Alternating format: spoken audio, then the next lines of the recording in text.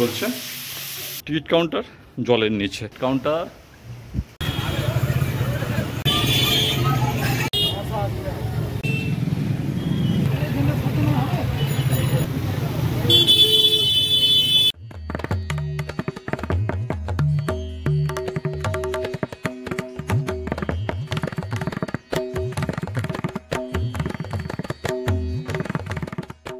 নমস্কার বন্ধুগণ, আরেকটি সম্পূর্ণ নতুন ভিডিওতে আপনাদের স্বাগত জানাই। আজকে রবিবার, ছুটির দিন, কিন্তু এমন জায়গায় কর্মরত যে ছুটির দিনেও ছুটি করা যায় না।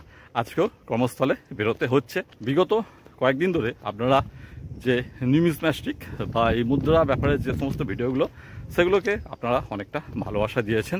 তবে আমাদের চ্যানেলটা মূলত লাইফস্টাইল ব্লগকে কেন্দ্র করে, ওই নিউমিজম্যাস্টিক যে বিষয় তার চ্যানেল না, তার জন্য সবসময় কিন্তু ওই ধরনের ভিডিও আসবে না।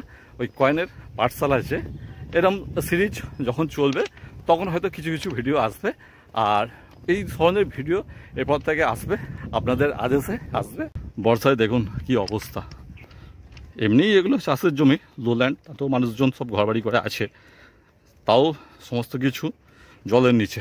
চাষ যে দেখছেন, এই যে দেখছেন, চাষও কিন্তু যেগুলো হয়েছে ম্যাক্সিমাম জায়গায় চাষও কিন্তু সব জলের নিচে চলে গেছে। যার কারণে বুঝতেই পারছেন আগামী দিনে যে সবজির কি দাম হতে চলেছে। আমি হেঁটে চলেছি আমার যে লোকাল স্টেশনে, এখান আমতা লাইনে একটি স্টেশন। এখান থেকে ট্রেন ধরে সাঁতরাগাছি হয়ে আমার কর্মস্থলে পৌঁছবো। আকাশ আবার মেঘলা করে আসছে, দেখা যাক আবার বৃষ্টি আসে কি না। আর এই যে দেখুন মানুষজনের ঘরবাড়ি মোটামুটি সব রাস্তাঘাট জলের নিচে। স্টেশনে টিকিট কাটতে যাব, কি অবস্থা দেখুন। টিকিট কাউন্টার জলের নিচে। এখন এই নোংরা পচা জল মারিয়ে মারিয়ে টিকিট কাটতে যেতে হবে। দেখুন স্টেশনে মাছ ঘুরছে, আর টিকিট কাউন্টার জলের নিচে। টিকিট কাউন্টারের ভেতরে জল, কি অবস্থা।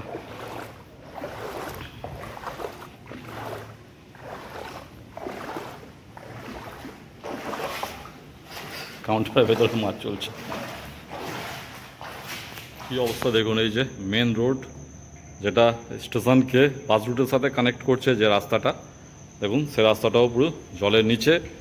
আর টিকিট কাউন্টার, সেও দেখুন টিকিট কাউন্টারে জল। আর প্ল্যাটফর্মে যে যাব দেখুন, তবে যেহেতু বৃষ্টিটা যে একটু ধরন পড়েছে, জলের লেয়ারটা একটু কমেছে, নাহলে সিঁড়িগুলো দেখে বুঝতে পারছেন যে জলটা এখানে আরও বেশি ছিল। চারিদিকে জলই জল, টিকিট কাউন্টারে জল। কি অবস্থা,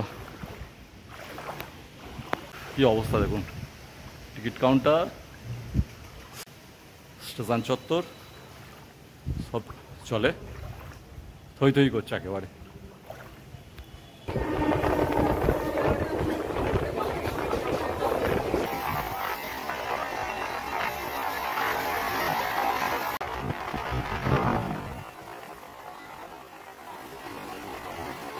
শ্রাবণ মাস চলছে, তো ট্রেনে আসার সময় তারকেশ্বরের যাত্রীদের একটা বিশাল ভিড়, কি বলবো। আর ট্রেনে ন্যাচারালি এখন একটা হবে, আগামীকাল শ্রাবণ মাসের তৃতীয় সোমবার।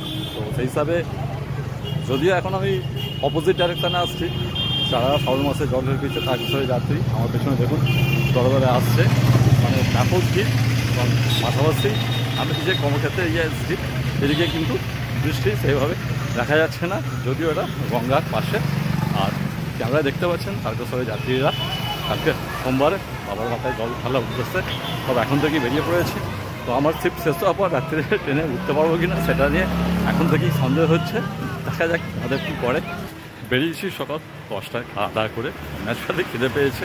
এবারে একটু অফিসের বাইরে আউটসাইডে যে মার্কেট আছে, সেখানে কিছু খাবারের দোকান আছে, সেখানে গিয়ে দেখি কিছু খাবার দাবার যেগুলো এখন অ্যাভেলেবেল আছে কি না।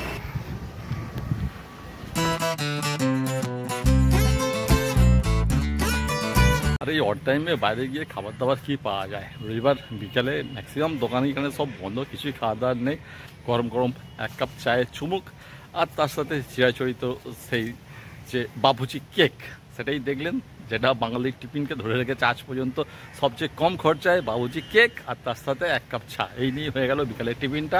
সন্ধ্যাবেলা আপনাদের নিয়ে চলে এসেছি একেবারে ফুলেশ্বরের 11 ফটকের মাছের বাজারে। এই যে 11 ফটকের উপরে একবারে যে মাছের বাজারটা বসে সেখানে চলে এসেছি। আর এটা হচ্ছে আপনারা হাওড়া থেকে হাওড়া উলুবেড়িয়া লাইনে ফুলেশ্বর স্টপেজে নেবে যখন উলুবেড়িয়া কালী মন্দিরের দিকে যাচ্ছেন তখন যে 11 ফটক অর্থাৎ যে 11 ফটক স্টপেজটা পড়বে আর এই যে কালের ওপরে যে 11টা লক গেট আছে সেটাই হচ্ছে 11 ফটক। এই লক গেটের যে 11টা গেট আছে তার উপরেই এই যে বাজারটা বসছে। এখানে কিন্তু সন্ধ্যাবেলা বিভিন্ন ধরনের ভ্যারাইটি মাছ বসছে। তো এখানে খালি আজকে দেখছি চারিদিকে জ্যান্ত ইলিশ, টাটকা ইলিশের ছড়াছড়ি, একদম এখানে ইলিশটা একটু টাটকাই পাওয়া যায়। তাছাড়া এখানে বিভিন্ন ধরনের ভ্যারাইটি মাছ দেখুন, বিভিন্ন ধরনের ভ্যারাইটি মাছ, মানে বিভিন্ন ধরনের ভ্যারাইটিস আর মাছ থেকে শুরু করে আর ট্যাংরা থেকে শুরু করে বিভিন্ন ধরনের ভ্যারাইটি মাছ আছে। সব ধরনের মাছ আমি চিনিও না, কয়েকটা মাছের নাম জিজ্ঞেস করছি, আপনারা শুনতেই পাচ্ছেন। তো বিভিন্ন ধরনের মাছ আছে এখানে। সন্ধ্যাবেলা কত করে ইলিশ সেটা না কত করে দাম যাচ্ছে? সত্যি এখানে মাছের বাজারটা কিন্তু একটা বেশ জমজমাট বাজার। আর এখানে আরেকটা বিশেষত্ব আছে, এর একটু আগেই হচ্ছে যে শুকো মাছের পাইকারি বাজার। আপনারা বিগত দিনে ভিডিওতে দেখেছেন যে শুকো মাছের পাইকারি বাজার, সেটা ঠিক এর একটু আগেই। তবে সেই বাজারটা মূলত এখানে হয় শীতের সময়, সারা বছরই থাকে। লোটে কত করে গো? যখন ফিরবো তখন পচে যাবে, অনেক টাইম লাগবে ফিরতে।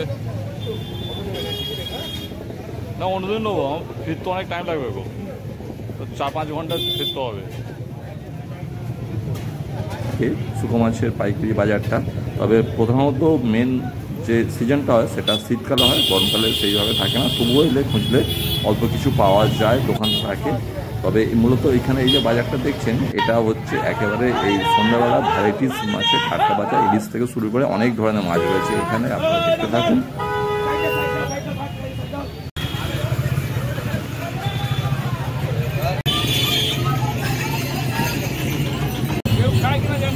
এগুলো কি 1 কাটা মাছ? এগুলো 1 কাটা মাছ? 1 কাটা মাছ নাকি এগুলো?